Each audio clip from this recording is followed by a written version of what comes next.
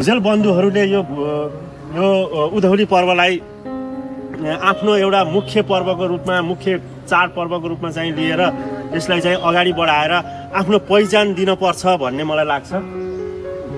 यो हाम्रो मुख्य पर्व हो भुजेली पर्व भनेको।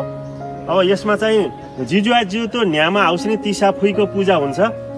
न्यामा आउस्ने तिसाफुई घाम, वायु, हावा अनि पानी, ती, जल अनि जमिन र जङ्गल गरेर एउटा प्राकृतिक 5वटा तत्त्वहरूको पूजा हुन्छ हाम्रो भुजेली पर्वमा।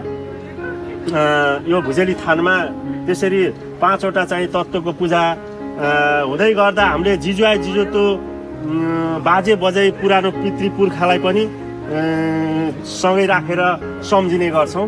यो नै हाम्रो एउटा अबको युवाले र हाम्रो समाजले यसलाई अनुसरण गर्दै जानुपर्छ। धन्यवाद परेशज्यू, हजुरलाई अब हामीलाई एजुकेट गराइदिनु भएकोमा।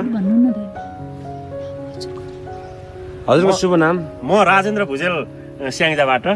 धन्यवाद। सेवा नु मान्दै आइरहेका छौँ।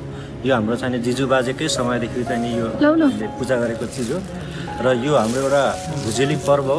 यसलाई चाहिँ हामीले एकदम धुमधामसँग चाहिँ मनाउनु पर्छ र यसमा हामी एउटा प्राकृतिक पूजक हौँ। प्राकृतिक पूजकमा प्रायः जस्तो हाम्रो चाहिँ जनजाति हामी पर्दछौँ। Thank you. आज हामी चाहिँ सेती डाँडामा एउटा स्थापना दिवस गर्दैछौँ र हाम्रो चाहिँ दाजुको शुभ नामसँगै?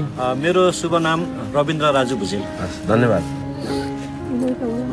ल जिजुआजिउतो न्यामा आउसिङले हामी सक्त भुजेल पुङ्गाल परिवारका रक्षा राहु हो त, रक्षा गर्नुहुनेछ हाम्रो, होइन? सबै हाम्रो भुजेल परिवारलाई, सबै इष्टमित्रलाई है सम्झले त सक्त पुङ्गालमा त शुभकामना व्यक्त रहनु। सेवानु।